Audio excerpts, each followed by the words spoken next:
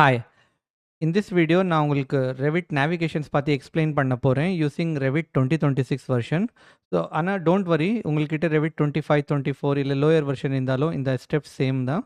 So, let's start. நான் first of all ரெண்டு sample projects open பண்ணியிருக்கேன். இது வந்து Revit architecture project and one more வந்து Revit MEP. இதாவது ஒரு MEP ப்ராஜெக்ட். ஸோ நீங்கள் இது எப்படி டவுன்லோட் பண்ணணும், இது எப்படி ஆக்சஸ் பண்ணணும்னா அதுக்கான கம்ப்ளீட் வீடியோ நான் ஆல்ரெடி கிரியேட் பண்ணியிருக்கேன். டிஸ்கிரிப்ஷனில் லிங்க் இருக்குது, நீங்கள் அதை போயிட்டு பாருங்கள். இப்போ நான் உங்களுக்கு வந்து நேவிகேஷன்ஸ் பற்றி சொல்ல போகிறேன். த வெரி ஃபர்ஸ்ட் திங் வந்து பேன் எப்படி பண்ணுறதுன்னு பார்க்கலாம். ஸோ நான் இந்த 3D வியூவில் இருக்கேன். வெரி ஃபர்ஸ்ட் திங் பேன் பண்ணுறதுக்கு உங்கள் மவுஸ் கம்ப்யூட்டர் மவுஸ் பட்டன், அதாவது அதில் வந்து 3 டைப் ஆஃப் கிளிக் இருக்கும். அது எல்லாருக்கும் தெரியும். One is left click, another வந்து ரைட் கிளிக் அண்ட் இன்னொரு வந்து சென்டருடைய ஸ்க்ரால் பட்டன். உங்கள் மவுஸ் பட்டனில் இந்த 3 கீ தான் இருக்கும் இல்லைங்களா? Left, right, centre, scroll button. அந்த ஸ்க்ரால் பட்டன் வந்து நீங்கள் ஹோல்ட் பண்ணுங்க. இந்த கர்சர் பாயிண்டரே நீங்கள் ஸ்க்ரீனில் பார்த்துட்டு இருங்க. இப்போ நான் சென்டர் பட்டன் ப்ரெஸ் பண்ணிட்டேன். ஸோ அதோட ஐக்கானே சேஞ்ச் ஆகிடுச்சு பாருங்கள். அது அப்படியே ப்ரெஸ் ஹோல்ட் பண்ணிவிட்டு இப்போ நான் லெஃப்ட்டு ரைட் மூவ் பண்ணுறேன். என்னுடைய மவுஸ் மூவ் பண்ணிட்டு இருக்கேன், டாப் பாட்டம். ஸோ இப்போ வந்து இந்த வியூ வந்து பேன் ஆகிட்டு இருக்கு. இவ்வளோ தான், இது சிம்பிள். அகைன் நான் எம்இபி வியூக்குள்ளே வரேன். ஸோ மவுஸ் பாயிண்டரே பாருங்கள், சென்டர் பட்டன் கிளிக் பண்ண உடனே ஐக்கான் சேஞ்ச் ஆகிடுச்சு பேனுக்கு. இப்போ நான் மவுஸ் எப்படி மூவ் பண்ணுறேன்னா அதுக்கு ஏற்ற மாதிரி மூவ் ஆகுது. Front, back, right, left. So இதுதான் பேன். அடுத்தது வந்து லைக் நான் வந்து zoom in and zoom out, அது எப்படி நம்ம பண்ணுறதுன்னு சொல்லி பார்க்கலாம். ஸோ இதுக்கு நான் ஒரு ஃப்ளோர் பிளானுக்குள்ளே வந்துடுறேன். ஸோ இங்கே பார்த்தாக்கா எல்லாமே சின்ன சின்னதாக இருக்குது. ஸோ நான் இது ஜூம் இன் பண்ணி பார்க்கணும். அப்போது இந்த சென்டர் மவுஸ் பட்டன் வந்து ஃபார்வர்ட் ஸ்க்ரால் பண்ணுங்கள். ஸோ நீங்கள் ஸ்க்ரால் பண்ணி ஃபார்வர்ட் பண்ணாலே ஜூம் இன் ஆகும் பாருங்கள். அதே மாதிரி நீங்கள் ஸ்க்ரால் பேக், ரோல் பேக் பண்ணால் இது ஜூம் அவுட் ஆகும்.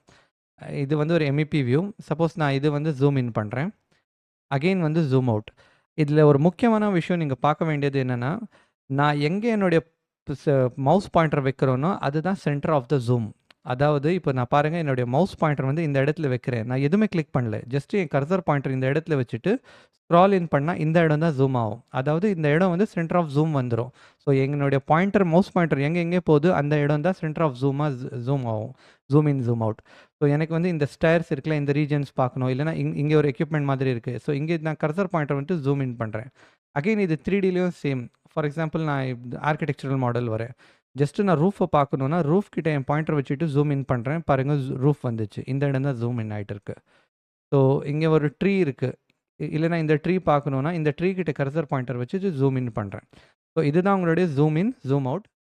அடுத்தது வந்து நம்ம ஆர்பிட், இல்லைனா இந்த பிளான் வந்து எப்படி நம்ம 3D வியூ வந்து ரொட்டேட் பண்ணுறதுன்னு சொல்லி பார்க்கலாம். ஸோ நான் அதுக்கு வந்து ஒரு எம்இபி வியூ ஓப்பன் பண்ணிக்கிறேன். அகைன் இது 3D வியூ. ஸோ இது வந்து நீங்கள் ரொட்டேட் பண்ணோம் இல்லைனா ஆர்பிட் பண்ணோன்னா ஃபஸ்ட்டு இந்த ஷிஃப்ட் கீ அது வந்து ப்ரெஸ் பண்ணி ஹோல்ட் பண்ணிடுங்க. என்னுடைய மவுஸ் பாயிண்டரே பார்த்துட்டு இருங்க. ஷிஃப்ட் கீ நான் இன்னும் விடலை, நான் ப்ரெஸ் பண்ணி அப்படியே பிடிச்சிருக்கேன். சென்டர் மவுஸ் பட்டன், அதாவது ஸ்க்ரால் பட்டன், அதுவும் நான் இப்போ ப்ரெஸ் பண்ண உடனே என்னுடைய கர்சர் பாயிண்டர் பார்த்தீங்களா மாறிச்சு.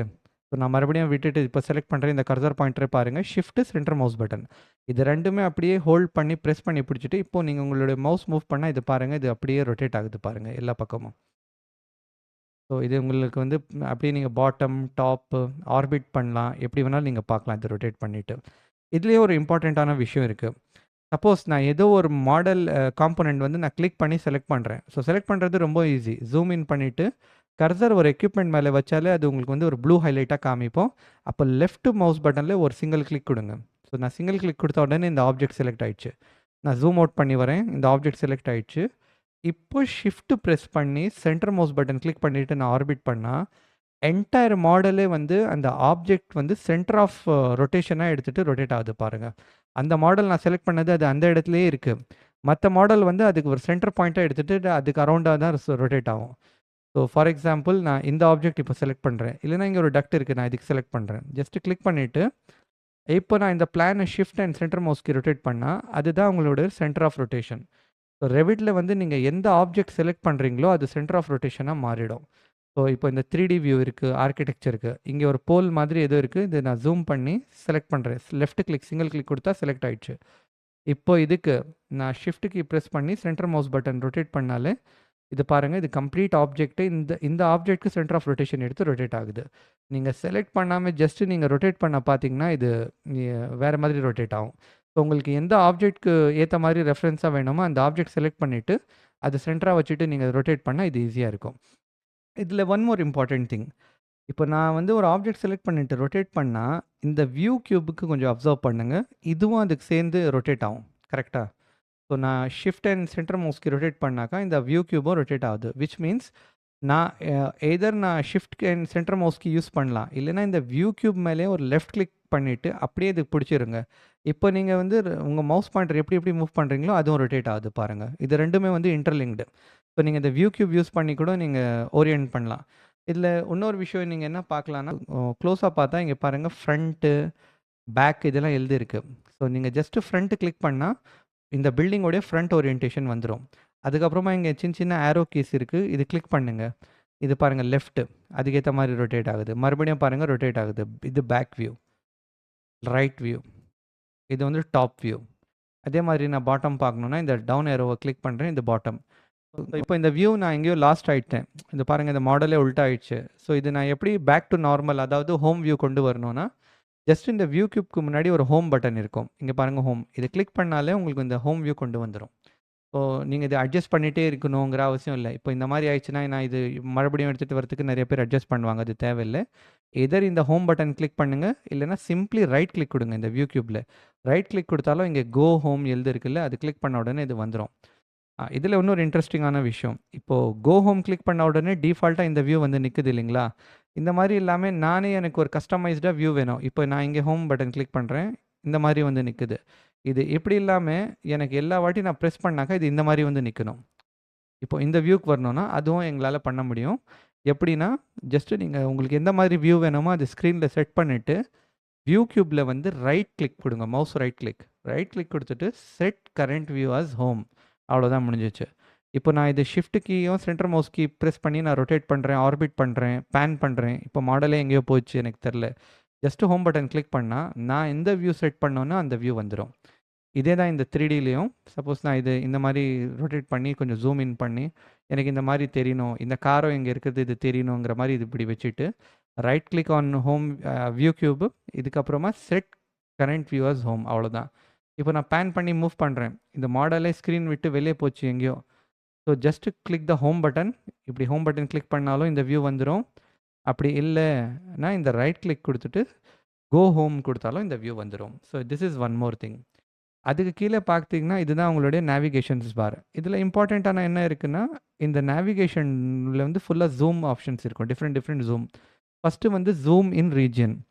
ஜூம் இன் ரீஜியன் இந்த வேர்ட்லயே உங்களுக்கு தெரியும். நீங்க பர்ட்டிகுலர் ரீஜியன் ஜூம் பண்ணி பார்க்கணும்னா, நான் கிளிக் பண்ண உடனே என்னுடைய மவுஸ் பாயிண்டர் பாருங்க ஒரு மேக்னிஃபையிங் கிளாஸா மாறிடுச்சு.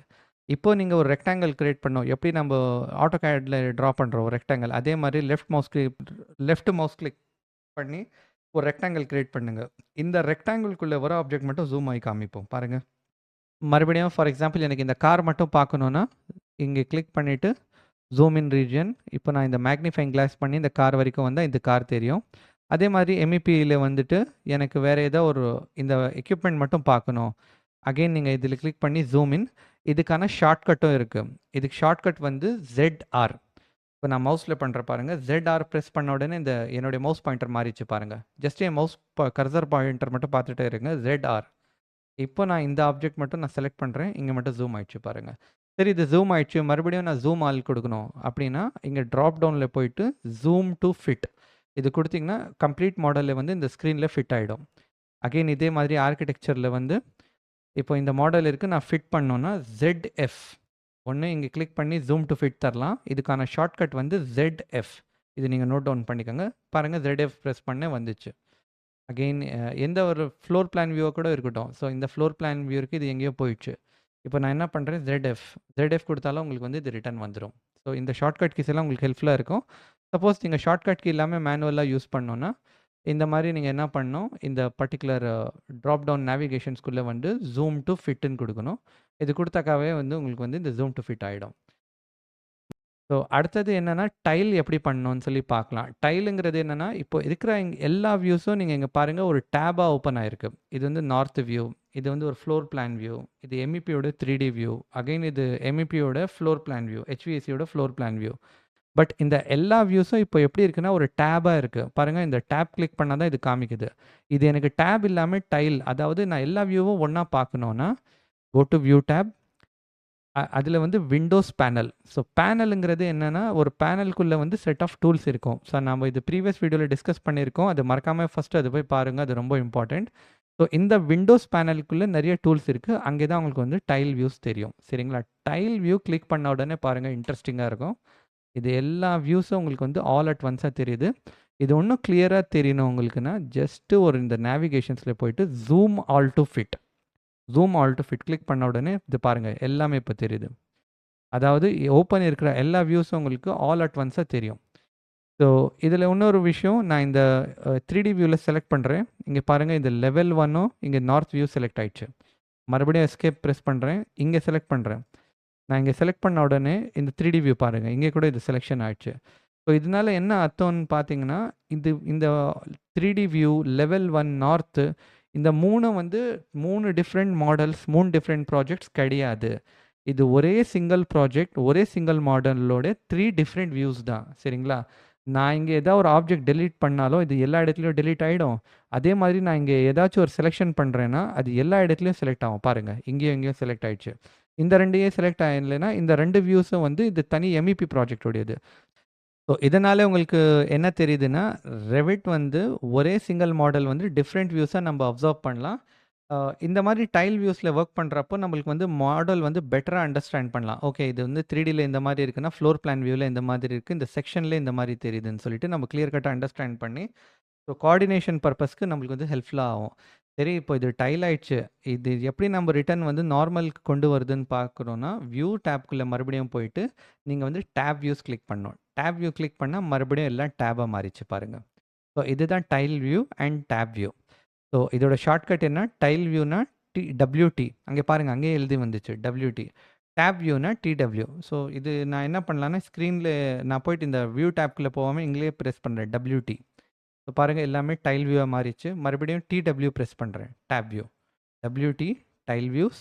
இங்க ட்ராப் டவுன் கிளிக் பண்ணி ஜூம் ஆல் டூ ஃபிட் குடுத்தா எல்லாமே ஜூம் ஆல் ஆயிடும். TW குடுத்தாக்கா மறுபடியும் டேப் வியூஸா மாறிடும். ஸோ இதுதான் உங்களுடைய ரெவிட் கம்ப்ளீட் நேவிகேஷன்ஸ். அதாவது pan, zoom in, zoom out, இது வந்து rotate, revolve, view cube drag, இல்ல ஜூம் இன், ஜூம் அவுட், இல்ல tab view, tile view, under views tab. So கண்டிப்பாக உங்களுக்கு வீடியோ பிடிச்சிருக்கும்னு நினைக்கிறேன். இப்போ நீங்கள் மறக்காமல் 3 விஷயம் பண்ணணும். ஃபஸ்ட்டு இந்த வீடியோக்கு வந்து லைக் பண்ணுங்கள். 2வது இந்த கமெண்ட்ஸில் போயிட்டு ஒரு தம்ஸ் அப் கொடுங்க. இல்லைன்னா உங்களுக்கு ஏதாச்சும் ரெவிட்டில் இருக்கிற டவுட் இந்த டாப்பிக்கோ வேறு டாப்பிக்கில் இருந்தால் போய் அங்கே எனக்கு உங்கள் டவுட் சொல்லுங்கள். நான் கம்ப்ளீட் வீடியோ அதில் க்ரியேட் பண்ணி நான் அடுத்த வீடியோவில் அப்லோட் பண்ணுவேன் கண்டிப்பாக. அண்ட் முக்கியமாக இந்த சேனல் வந்து சப்ஸ்கிரைப் பண்ணுங்கள்.